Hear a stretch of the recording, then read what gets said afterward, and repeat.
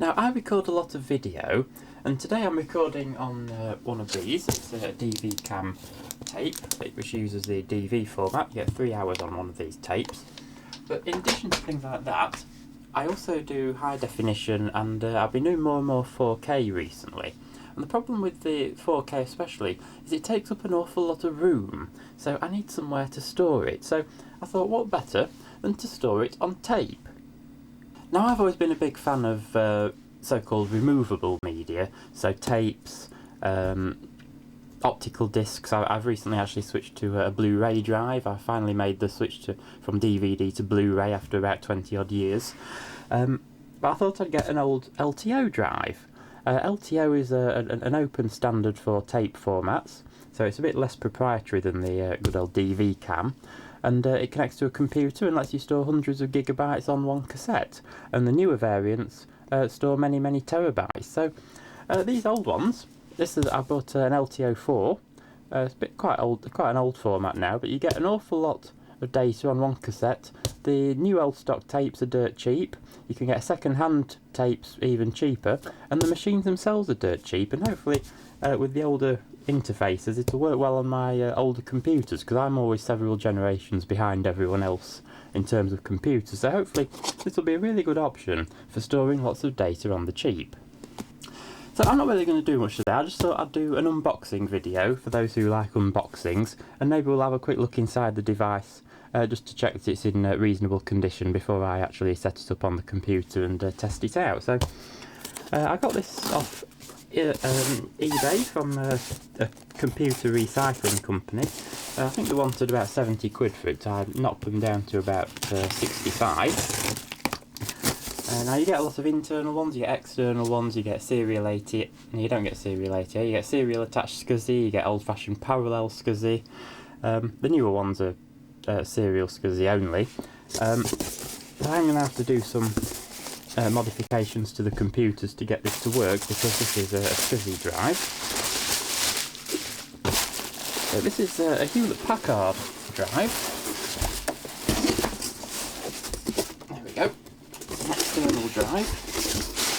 Don't think there's any documentation with it. It's an LTO4 Ultrium 1760. Now 1760 is the drive mechanism itself. I'm just going to check that that's actually in focus so that you can see it. Yeah, 1760 is the drive mechanism itself. That's the half-height drive, and this, I can't remember what model this is. This is an EH something or other. Yeah, this is an EH920B, and that basically means it's the external version with the serial attached SCSI connector. But we can actually see on here when it was made. They always put date codes on these. That's a date code there, 51st week of 2012, that says. So LTO4 was continued to be made for a number of years. I think it started in the late 2000s, so 2012, this is probably one of the more modern LTO4 drives, but you can still get tapes which were, I think, manufactured up until the late 2010s. Whether they still manufacture the tapes for these, I don't know, but so this is the rear of the drive. It has a power supply and a fan built in. This is a serial attached SCSI connector. I believe this is called an SFF8088, which is a bit of a mouthful. I've never used one of these connectors before. They're actually quite big. I think it goes in quite a long way. So I'll have to get one of those, and I'll have to get the controller card as well, because I don't actually have any serial attached SCSI cards for any of my machines. Now obviously they've stuck a sticker on there so you can so they can see what it is, but that's just a flap which lifts up.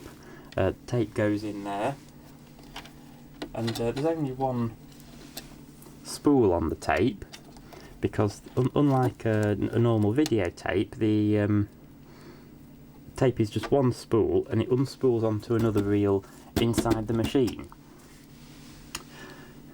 Anyway, with LTO4 you get 800 gigabytes on one cassette, so quite a lot of 4K video will fit on one of those. probably 10 plus hours, maybe even 20 hours straight out of the camera, and if you compress it using something like X264, you probably get 30, 40, 50 hours on one tape. So it's amazing how much we can store these days compared to how much we used to be able to store. And of course the modern LTO formats are even better. You can get, as I said, I think the current LTO9 you get about 18 terabytes. And the next generation, LTO10, which is supposed to be coming out this year, I think you can get probably 30 plus terabytes on one of those. I dread to think how much that'll cost, but it's probably still a lot cheaper than hard disks. So there wasn't an awful lot to see in the unboxing, it was just a tape drive in a box. But I thought I'd just take it apart, just to see if there's any blindingly obvious problems. It was actually sold to me as working, but I can't actually test this at the moment, so I thought if I take it apart, which I normally do with things like this, just to check that there's no obvious faults, but I don't actually know how this comes apart. This ought really to just be an enclosure with a bog standard drive in it, but I don't know how it actually goes apart. I don't know how it actually goes together.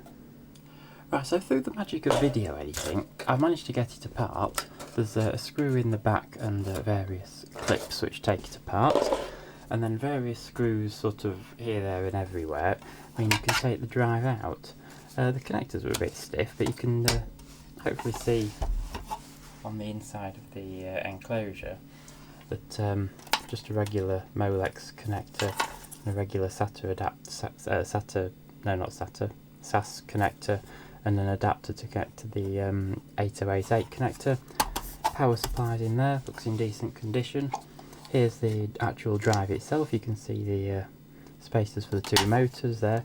It's amazing how they managed to cram so much into just one of these 5.5 inch half-height bays. This here's a regular CD-ROM drive, and you'll see the tape drive is only fractionally bigger than the CD-ROM drive, albeit it's a lot heavier.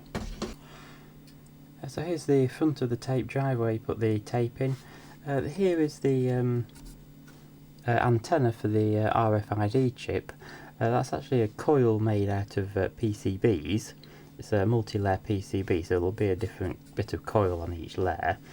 We've got a very, very thin circuit board, which actually looks a tad bent actually, but I think it's alright. That's where the tape spins around, and you can't actually see what's in there, so I'll just take the cover off and we'll have a little look in the top.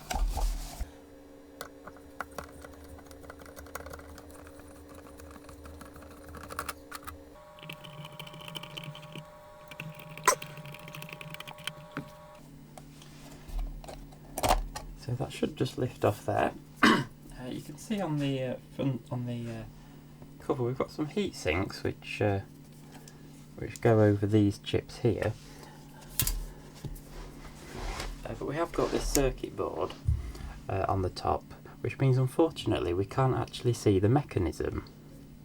Now I did take this apart the other day, and this connector was actually loose. Now I don't know if it came like that or if it came loose while I was trying to disassemble it, but it's well worth taking these things apart just to make sure. And you see the circuit board is held in by the screws on the top panel, so we can kind of take it off. These connectors actually come apart nice and easy, they just snap in.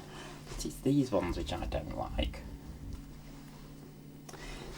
Now I absolutely despise these types of connectors, they're very easy to break. So I'm just going to see if I can get the cable off. I mean, they are designed to be removed, albeit not frequently. There we go, that's come up.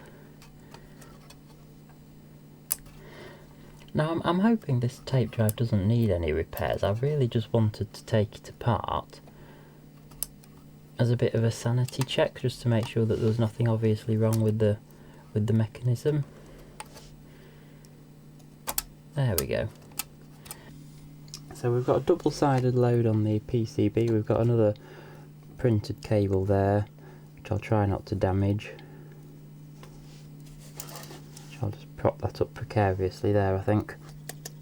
So this here is the take-up spool, which the tape wraps around. You see it's got some leader tape stuck in it already. And somewhere there's a bit which will grab onto the leader pin on the tape.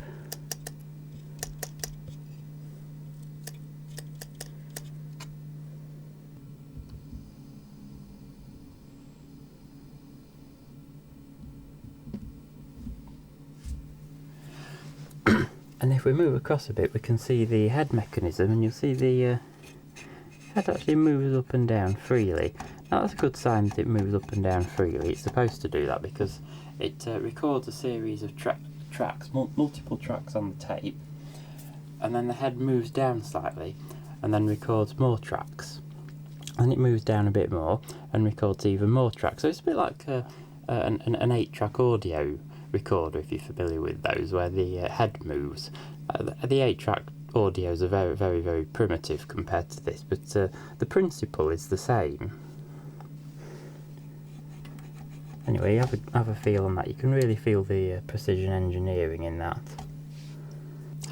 Now, there's quite a lot going on in here, and I'm not going to pretend to be able to explain how it works, or whether it's even okay. I really just wanted to do a bit of a sanity check, just to make sure that nothing was obviously broken, everything was plugged in, and that the head does move freely, and it seems okay. So I think now we'll put it back together, and hopefully the next video on this subject will be when I've actually got a SAS card and a tape. Yeah, so it's just worth noting while I put this back together, it's not actually that dirty. I was actually quite impressed with how clean it is, so that's actually quite indicative of the fact that it's probably in quite good condition, but we won't know for certain until we actually power it up and get the software to tell us how good it is, but also actually recording a tape and seeing if it works. I think there's a bit of a knack to doing these. I know I've kind of got the knack, but I don't always get it right, but I think we've been lucky this time. That's gone in nicely. Oh yeah, I noticed someone had actually pre-voided the warranty on this, so at some point in its 13-year lifespan it has been taken apart before, so hopefully it's all alright.